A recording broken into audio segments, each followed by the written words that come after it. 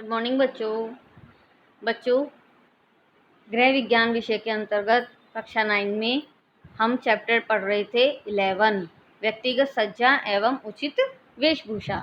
इसमें आपने व्यक्तिगत सज्जा का अर्थ और वस्त्रों को चयन करने के उद्देश्य पढ़ा था पहली वीडियो में।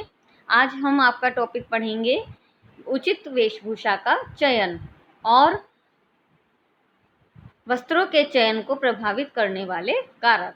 ठीक है, पहला आता है उचित वेशभूषा का चयन। हमें जब भी हम बच्चों वेशभूषा का चयन करते हैं, आप कपड़े लेने जाते हो तो क्या क्या बातें ध्यान में रखते हो वो आप यहाँ पर देख सकते हैं। जैसे आयु व लिंग के अनुरूप वस्त्र के कपड़े का चयन आयु के अनुरूप ही किया जाना चाहिए। कपड़े के रंग का चयन व्यक्ति की आयु के अनुरूप ही किया जाता है।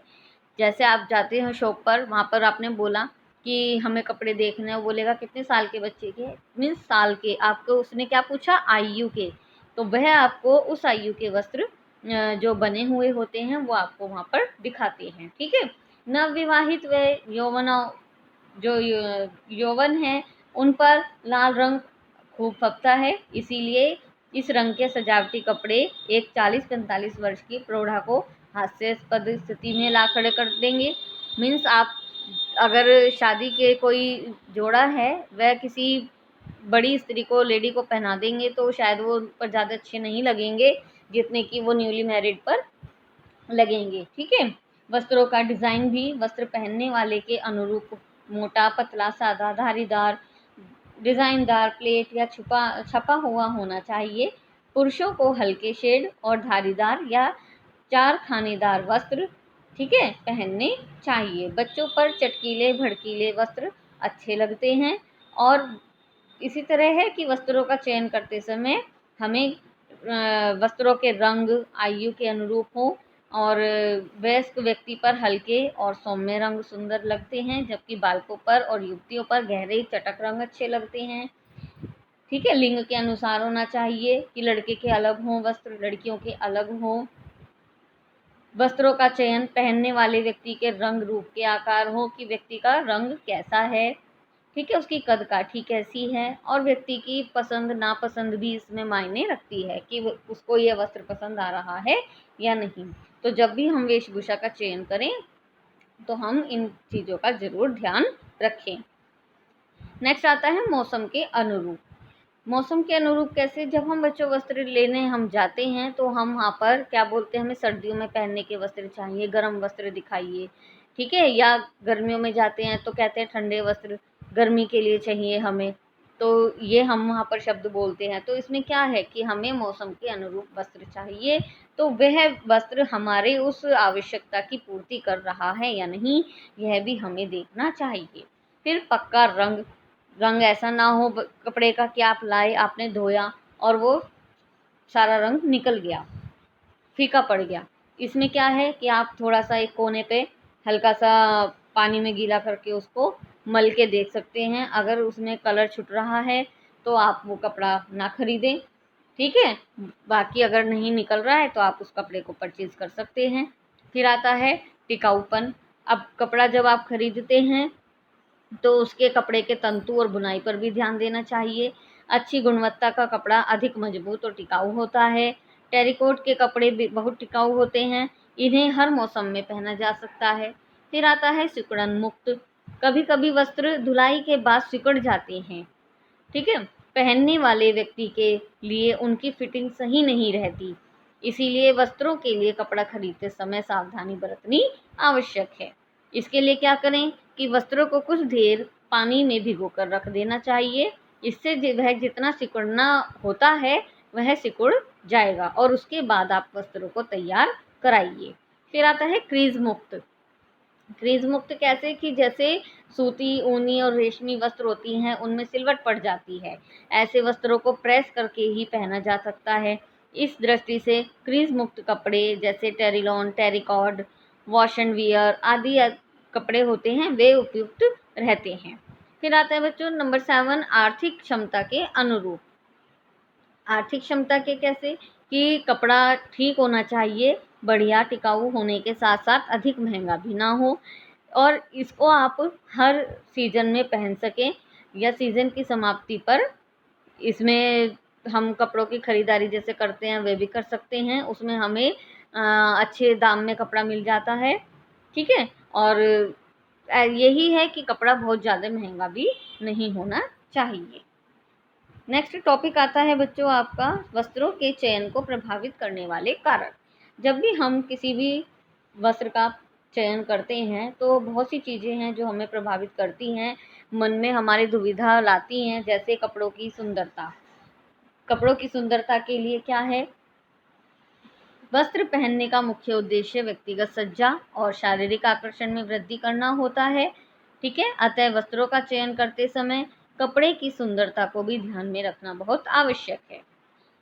एक शिशु के लिए जिस वस्त्र को सुंदर माना जाता है उसी वस्त्र को एक प्रौढ़ अवस्था के वृद्ध व्यक्ति के लिए उपयुक्त नहीं माना जा सकता। इसी प्रकार एक कन्या के लिए मीन्स एक लड़की के लिए तथा एक वृद्धा के लिए वस्त्र की सुंदरता का मापदंड नितांत भिन्न होता है। आप कह सकते हो कि भारतीय परिवेश में हम लोग रह रहे हैं, वहाँ पर अधिकांश महिलाएं साड़ी ब्लाउज पहनती हैं। जिस स्तर की साड़ी हो उसी स्तर का ब्लाउज पहनना वेशभूषा की सुंदरता का प्रतीक माना जाता है, ठीक है। यदि उत्तम सिल्क के कपड़े के ब्लाउज के साथ मोटे खद्दर की साड़ी पहन ली जाए तो यह वेशभूषा एकदम बेमेल लगेगी। बेमेल वेशभूषा को किसी भी स्थिति में सुंदर वेशभूषा नहीं कहा जा सकता। इसी प्रकार अवसर पर परिस्थितियों और मौसम आदि के अनुकूल ही वस्त्रों को सुंदर व उपयुक्त माना जाता है। फिर आता है बच्चों कपड़े के गुण। कपड़े के गुणों का कैसा कि वस्त्रोपयोगी गुणों के अभाव में सुंदर से सुंदर वस्त्र भी अगर आपने खरीद लिया तो वह भी कोई समझदारी नहीं होगी। उसमें गुण कैसे, क्योंकि कोई गुण रहित कपड़ा है कि नहीं, शीघ्र वह फट गया या घिस गया, ठीक है, कहीं से कट गया, तो ये भी हमारे कोई समझदारी की बात नहीं है। ऐसे वस्त्र में न तो सुंदरता ही रह पाती है और न ही उसके माध्यम से उत्तम वेशभूषा के उद्देश्यों की प्राप्ति होती है, ठीक है। निम्न गुण कैसे होते हैं, जैसे कपड़े की मजबूती और टिकाऊपन है कि आपने जो कपड़ा लिया वह काफ़ी महंगा तो ले लिया लेकिन जल्दी वो फट गया, तो इसमें हमारी क्या समझदारी हुई, कुछ समझदारी नहीं हुई। इसीलिए हमें सबसे पहले कपड़े की मजबूती और टिकाऊपन को देखना चाहिए कि यह गुण कपड़े में है या नहीं है। फिर आता है ताप की संवाहकता का गुण। वह ताप को सहने की क्षमता भी उसके अंदर होनी चाहिए कि आपने प्रेस की तो क्या हुआ, कपड़ा जल गया, चिपक गया, ठीक है, ऐसा नहीं होना चाहिए। जो ताप अवशोषक कपड़े हैं उनको होना चाहिए, ताप उनमें यह गुण होना चाहिए। ये नहीं कि आप कह के तो सूती लाई हैं लेकिन आपको मिल गया दूसरा। फिर आता है अवशोषकता का गुण। अवशोषकता कैसे, पानी आप जानते ही हैं कि कपड़ा नमी और जल को अपने अंदर सोखने की क्षमता रखता है, ठीक है। अगर टॉवल आपने लिया है, तौलिया, और वो पानी नहीं सोख रहा है तो ये तौलिए का गुण नहीं है। तौलिए का गुण क्या है, पानी सोखना। सूती वस्त्र है, आपने लिया है गर्मी के लिए लेकिन वह पसीने नहीं सोख रहा है तो वह कोई हमारे काम का नहीं है। तो इसीलिए जिस कपड़े की जो क्वालिटी है वो उसकी वह होनी चाहिए, तभी आप कपड़े को लें। फिर आता है सुविधा पूर्वक धुलाई का गुण। वेशभूषा के रूप में शरीर पर धारण किए जाने वाले वस्त्रों को मैला होने पर आप जानते ही हैं अनिवार्य रूप से धोना पड़ता है। कुछ वस्त्रों को धोना सरल होता है और वे शीघ्र ही सूख भी जाते हैं। इसके विपरीत कुछ वस्त्र ऐसे होते हैं जिनकी धुलाई करना पर्याप्त कठिन होता है और वे सूखते भी देर में हैं। अतः सामान्य रूप से बार बार धुलने वाले वस्त्रों के लिए उसी कपड़े का चयन करना चाहिए जिसकी धुलाई करना सरल हो। कुछ वस्त्र केवल शुष्क धुलाई द्वारा ही साफ किए जा सकते हैं किंतु शुष्क धुलाई अत्यंत महंगी है। शुष्क धुलाई कौन सी होती है, ड्राई क्लीन, ठीक है। इसीलिए यह भी आप ध्यान में रखें कि जो आप वस्त्र खरीद रहे हैं वो किस तरह की धुलाई का है। अगला आता है कपड़े का मूल्य। मूल्य क्या है, कि आपने जो भी कोई कपड़ा लिया है उसके मूल्य को भी हमें ध्यान में रखना चाहिए। अधिक मजबूत और टिकाऊ कपड़े का मूल्य यदि कुछ अधिक भी हो तो उसे सार्थक मान लेना चाहिए। ठीक है, इसके विपरीत यदि शीघ्र खराब होने वाले कपड़े के चयन से बचना ठीक रहता है। इन कारकों के अतिरिक्त कुछ व्यक्तिगत कारक भी ध्यान में रखने अनिवार्य हैं।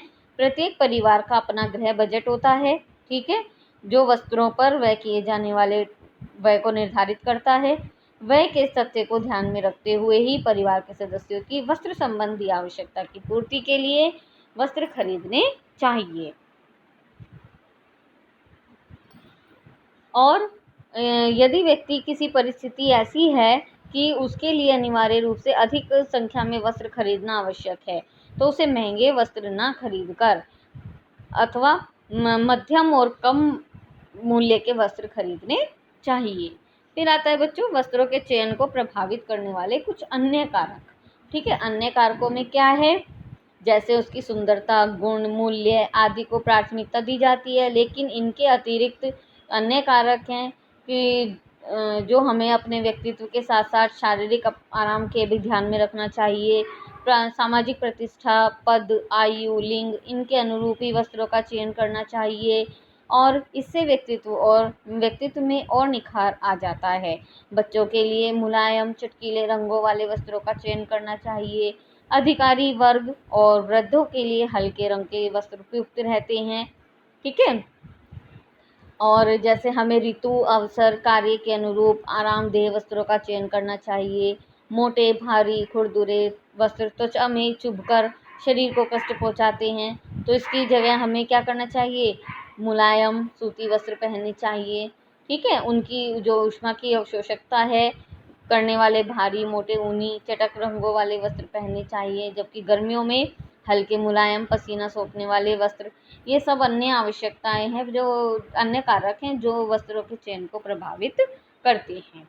ठीक है बच्चों, इस तरह आपका व्यक्तिगत सज्जा एवं उचित वेशभूषा चैप्टर के 2 हेडिंग्स और हमने आज पूरे किए हैं। बच्चों, आपको इससे संबंधित, इस चैप्टर से संबंधित जो भी जानकारी है या 2 और वीडियोस हैं, आपको इसके डिस्क्रिप्शन बॉक्स में आपको मिल जाएंगी। वहाँ पर लिखा होगा पार्ट 1, पार्ट 2, पार्ट 3, तो आप वहाँ पर जाकर उससे संबंधित और जो दूसरी वीडियोस हैं वो देख सकते हो। ठीक है, थैंक यू।